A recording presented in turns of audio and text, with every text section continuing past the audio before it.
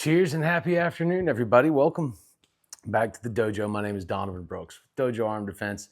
Looking at second video in our Proving Grounds preparation series. So Sunday we talked. Proving Grounds is, as of today, the 17th of January, 2026. It's 2 weeks away. So Sunday we talked a little bit about equipment, gear, or at least firearms, plate carriers, that sort of stuff. Kept on with the fitness this week, just same old, nothing changing there. Going with a Red Dot Fitness's Fit for Action plan. I love it. So in terms of fitness stuff, I'm sticking with what I'm always doing. We'll see the Proving Grounds fit tells me whether or not that's working. Today, I set up a test Proving Grounds kind of course of fire just to get out and see how I did. Wasn't really pushing at 100% for speed. Wanted to just see how all the equipment interacted together. Look at whether or not my optics were zeroed well enough. And just trying to manipulate all the stuff. Right? Not at full speed, but not slow either. Just testing things out at various distances, other than just having my, walk through the woods with it to see if it's all comfortable and feels good. Now I wanted to start playing with it.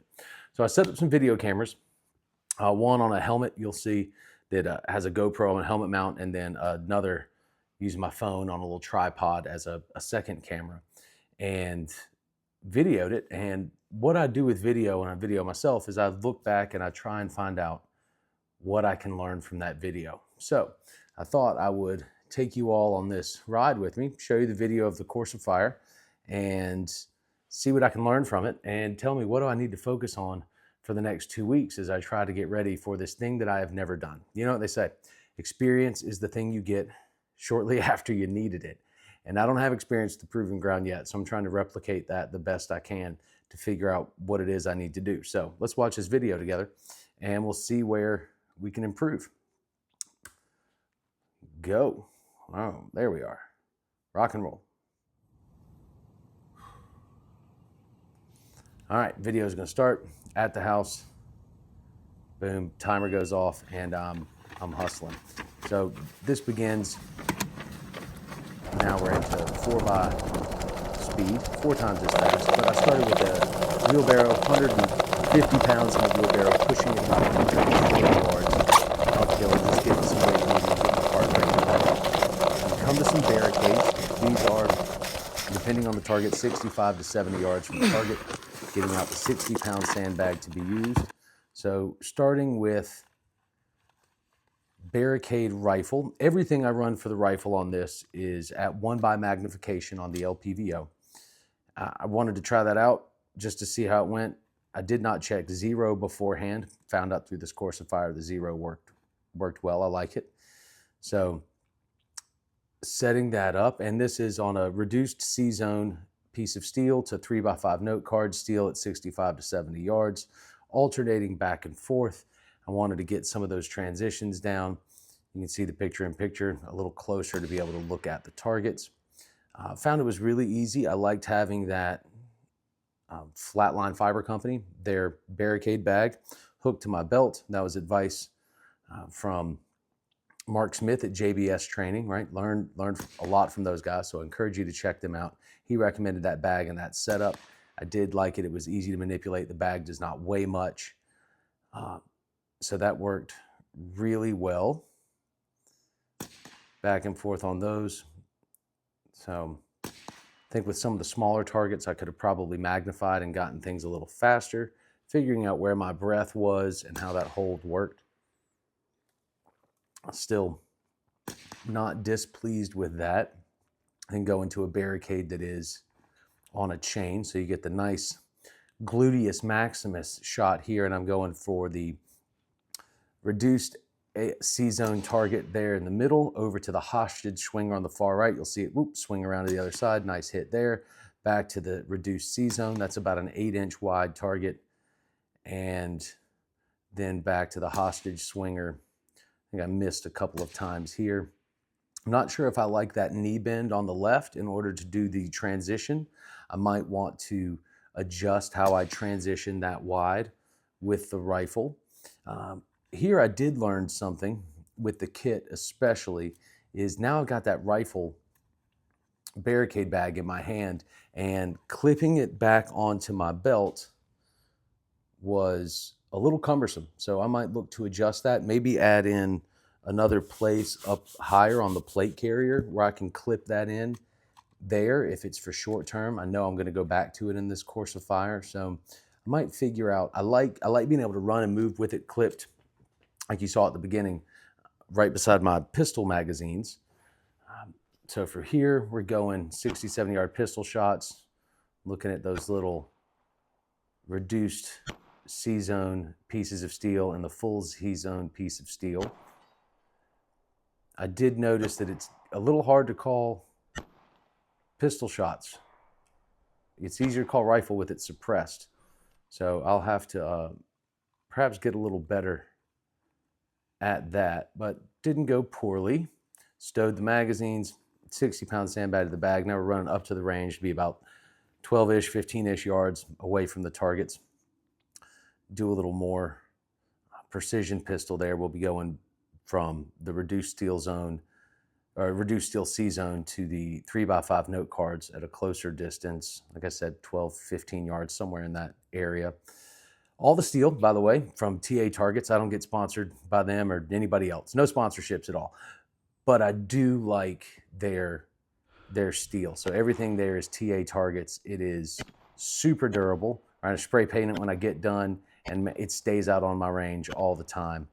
So you can see we're going kind of reduced C-zone, note card, reduced C-zone, different note card, hostage swinger, note card, back and forth between those. So just trying to work transitions and precision, and also looking at manipulating, taking my magazines out and having to stow them in my dump pouch, because you can't just drop magazines at proving grounds, from what I've been told, just as a safety thing. And now they've made it to where you retain your magazines. So slows things down a bit, and I'm learning how to just get those magazines out, get them back in, but making sure everything is retained on my person.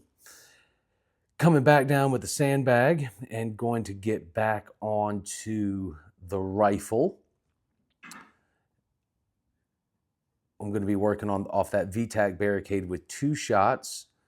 So it'll be shot 1 on one of the reduced C-zone pieces of steel, shot 2 on the other one, switch positions. So 2 shots, 2 different targets, position switch. I'm really looking at going back and forth between positions here, and looking for that, just getting used to going between positions and transitioning between the 2 targets. You'll get a little bit of the first person point of view up at the top, right? Could definitely be going a little quicker on these transitions. So this is a first run at any of this. Never really tried it before. Shot from barricades, shot from distance, shot pistol, all of it, but never really together on a clock. That was really kind of a cool experience. Never shot off a chain before until this. I put that chain up and figured I'd give that a try. There we go, gluteus maximus pose. I know on my body, and this was another piece of advice from JBS training, about where it is that I need to kneel and where I need to stand, so I can walk up to a barricade and know which position I'm taking. This one was interesting, that little rectangular hole. What's taken me some time here is figuring out exactly how I need to orient the rifle to be able to see an optic. Here I ended up going with the 45-degree offset red dot. That's what allowed me to see the steel targets I was aiming at through that port. The LPVO was out.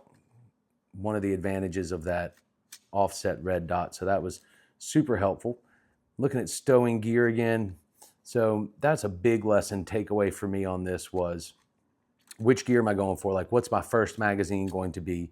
So I've decided, I think my first pistol magazine is going to come off my plate carrier. All right, my first rifle mag is going to come out of my pocket. The pants I'm running here, as I'm testing those out, because I'm still testing some various gear combinations. These are Vertex pants. Vortex on the optics, Vertex on the pants. I do like these Vertex kind of combat BDU style pants. They got lots of pockets. They have built-in knee pads, or knee pad pockets with knee pads in them. I have them installed. So that was nice, going down, kneeling, standing, back and forth. The pockets for various magazines and stuff on the side. That might also be a good magazine retention option as opposed to the dump pouch. So looking in there, and then frankly, by the time I got to this pistol on the second time through, I kind of forgotten what I'd set up as the course of fire.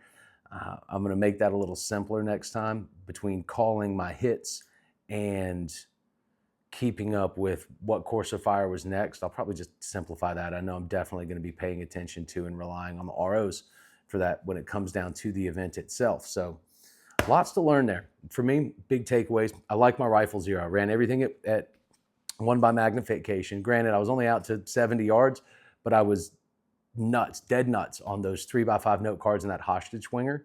So good with that. I'll be working out to some distance on those small targets and on some B8s over the next week, just to kind of confirm, get some information about what bullet drop and everything is looking like.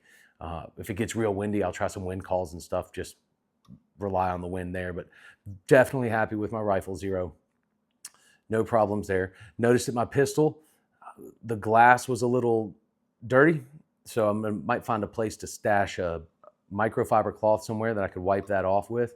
And my pistol shots were a little lower than I'd like, so it'll be onto a B8 for that, starting at 20, 25 yards and backing up all the way to 50, and just trying to print what that zero looks like out to 50, 60 yards. Granted, that was 60 and 65, 70 yard shots, so that might be a little further than what we get at the proving grounds, but I want to be like on target with those. I know I can shoot that pistol out to 95, 100, so I just need to refresh my memory how to do it, slow down, and make sure I'm getting those good, solid, consistent hits. Now, for me, that means a couple of things. I'm liking my gear selection. What I need to do is dry fire with a lot of it. I need to dry fire with stowing the mags. I need to dry fire with getting my barricade bag off my belt and where I'm going to put it. Definitely need to dry fire the switch between pistol and rifle with mag retention. That's going to be huge. And going to work some precision shooting with rifle and pistol. That's really where my range live fire trips are going to be focused. Just making sure that's really dialed in. Other than that, the gear selection I'm liking so far, and the setup I'm liking. Just got to make sure I'm really, really accustomed to it. So I'm getting better speed and more consistency. I could tell there that I was trying to figure out what I was doing in the moment, and that is something big to avoid. I never want to be figuring out what I'm doing in the moment. So having done, for instance, a lot of USPSA at this point, I can look at a stage, memorize my stage plan, visualize it, and by the time the buzzer goes off, I'm not thinking anymore. I'm just doing what I have pre-programmed. Definitely didn't feel like that today. However, moving with all of it on with the wheelbarrow, 150 pounds, moving with all of it on with a 60-pound sandbag, none of that felt uncomfortable. No weird hot spots, nothing stabbing, jabbing, poking. Reloads were all easy to get to. Everything I wanted to reach, I could. It was just kind of figuring out where I wanted to go for stuff. So lots of lessons to learn, lots of things to practice. This puts me a fortnight, 2 weeks, 14 days out. I'm going to start brainstorming a game plan. Remember, I'm sticking with Fit for Action from Red Dot Fitness as my fitness program.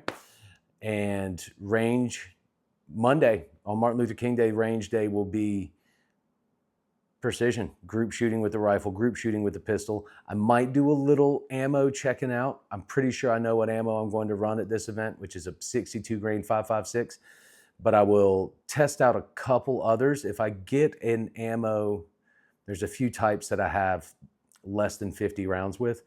If I get some incredible groups out of those, I'm considering loading a 20 round mag of really precise, great ammo. And maybe if I've got a very long target, potentially using that. I don't know how that's going to work. I'm very happy so far with the 62 grain that I've been running. So that's probably going to be my go-to, just consistency, know how it behaves. And as long as it does that, I'll be happy. So precision work with rifle, pistol, dry firing, all the things, right? In and out of positions. Pretty comfortable knowing how I want to get into positions, what those feel like, where they are in relation to my body, whether it's kneeling, 2 knees, standing, which one I'm going to go with. But I do want to make sure that I know consistently, like, this is where my first pistol mag is located. That's where my first rifle mag is located. This is where my second one, and check some of those out. So that's what I've got planned as I get ready for the proving grounds. Whatever it is, make sure that you know what your plan is. And by the way, new sweatshirts, they're on the website. So hit like, subscribe, leave a comment. If there's something you think I should try out, a different drill, something I should attempt. If you've got some experience, I'm open. If you got questions, man, feel free to shoot them my way. I'll do whatever I can to help you out. And go to Dojo-Defense, find yourself a hoodie. You've got some really cool t-shirts up there, hats and stuff as well. So if you like it, grab it. Until then, I'll see you all on the range. Have a great evening.